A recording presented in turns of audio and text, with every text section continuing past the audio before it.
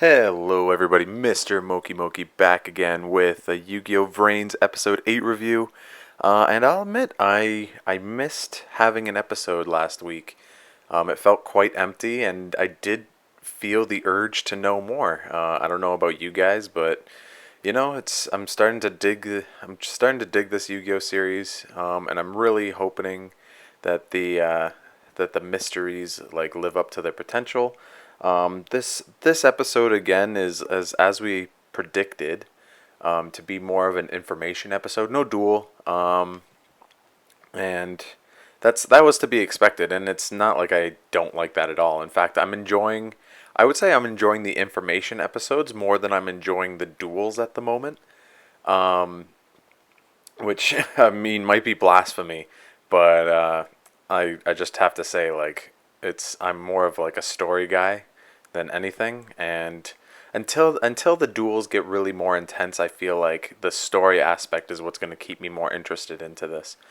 But moving on, we'll start off. We learned, that Aoi is in coma, and we knew this already. That Blue Angel is like stuck in Link Vrains, and that we don't know when she's gonna wake up from the coma.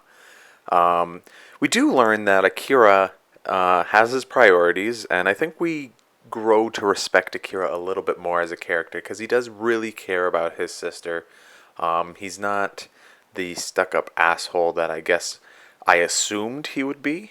And we do see how he cares for his sister last episode, but we do see more of him caring this episode. So much so that he goes and gets Emma. Even though Emma like relayed information to those chess guys, that knight, that rook from Soul Technologies. Obviously, those guys are going to be main villains down the road. So, but Emma is one of those characters that we finally get to see more from her this episode. And we get to see her more in her Ghost Girl outfit, and she's just a character who does things freelance. Like if you hire her, she'll do it. She doesn't pick a side, and that's kind of what I like about her actually. I honestly thought we would see her duel next, but I guess that wasn't the case. Honestly, last week if you were asking me who would Playmaker duel next, I would have said Emma, because honestly I thought it made more sense. Because Akira would have went to Emma, tried to capture Playmaker, and I thought by the end of this episode it would have led into a duel with Emma, and it looked like it was leading up to that, but it didn't end up leading up to it. So we move on. Playmaker gets captured. We also learn that the guy from the Knights of Hanoi is really like I don't know what his name is or something. He's just some professor. I guess he's the creator of the Cyverse or the Cyberse, whatever you want to call it. And he's like, Ignis and the Cyberse must be destroyed. And we learn, like, in this conversation with Revolver, that it's just like, I know that they can't live anymore. Like we need to wipe them out for like, and it sounded like they needed to wipe them out for like the good of mankind or anything. So it makes it almost like villainize Ignis, and it almost makes Playmaker stand on like the side of the villains, and the Knights of Hanoi seem heroic in some sense, which is I actually kind of like that because now it's like each side has like some noble cause that they're fighting for. I would say like Akira is like fighting for his family and stuff like that. He's just some guy from Soul Technologies that's like doing his job. He's not he's not really stepping out of the bounds of like doing anything evil. He's just doing what he's doing for his family, for Aoi. While Revolver, he's doing it for, like he thinks what he's doing is just. Like, well, sometimes they don't look like they're, or at least Spectre is like shady to me, but Revolver really hasn't done much evil, I would suppose. So it seems like, they're destroying the Cybers for a noble cause.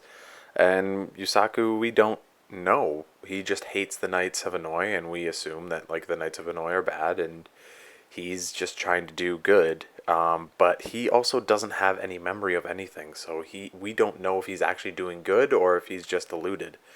So there's that. By the end of this episode, we learn that Revolver can control data storms. And holy crap, what does that mean?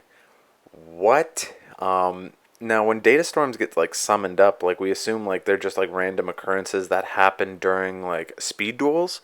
They weren't really like well explained. I guess I thought like Ignis kind of summoned them up, or like it's just something that like happens or occurs during speed duels.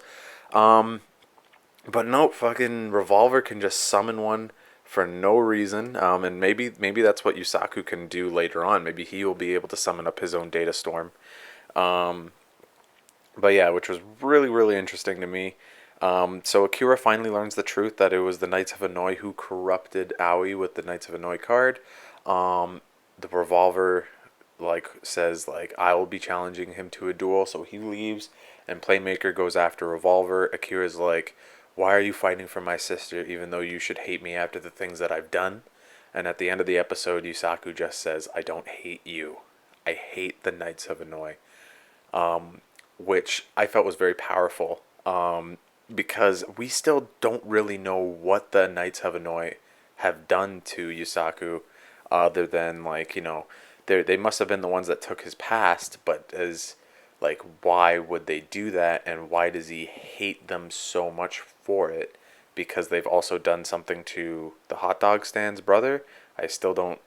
I'm still not like very well versed with names. I'm sorry, but he just hates them.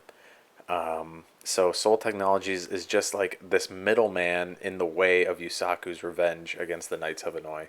Um, and the Knights of Hanoi is his main goal, so of course he's gonna go duel Revolver. Um, Honestly, if next episode Yusaku loses the duel against Revolver, I wouldn't be surprised. Um, but then he would lose Ignis. So there's got to be something. I think this is gonna be a duel where Yusaku. I think I'm gonna say like a couple things about next episode's duel. If assuming that the duel ends in one episode next week, Yusaku will probably summon Firewall Dragon. He'll get Firewall Dragon out. Two, I think that Yusaku will most likely quote unquote lose. Now I say quote unquote because I think it's going to be something like in Zeal or in Arc 5 where Yuya and Yuma were dueling against Kaito and Reggie, and they were on the brink of losing. Um, and what happens is that like Kaito had to leave, and then Reggie had to leave, leaving like Yuya and Yuma pretty much almost defeated. Now, will they do that again? I can see it happening. It seems like to be a pattern to happen with the Yu-Gi-Oh series, where the protagonist pretty much loses at the beginning. Um, but then there's the problem of um, getting like the cure for Aoi, right? So if the thing is, I feel like Yusaku will lose, but he'll technically win because Revolver would have to leave. So Revolver would just end up being like, "We'll continue this another time," and give the freedom for Aoi to get out of the coma. Um, since like Revolver technically lost, but I think from that duel we'll see, like Yusaku will realize just the difference in power between him and Revolver. Like Revolver will just be that much stronger than Yusaku actually is, and maybe that'll be a realization for him that he's just like, I'm not strong enough yet. And I think that's an important realization. But you guys let me know, who do you guys think that is going to win next episode? Assuming that the duel ends next episode, do you say that Yusaku's going to win? Do you say Revolver's going to win? Or do you want to put it in column C and say other and explain why? I'll leave a comment in the comment section down below so that you guys can tell me what you guys think about that. I really think it's going to be in the other category where Yusaku is going to win by technicality, but like in sheer like skill and like dueling prowess, I think Revolver's just going to take it. But I don't know. I could be wrong. So let me know in the comment section down below, and I will talk to you guys later. Remember to like, comment, and SCRUB-Scribe. Peace.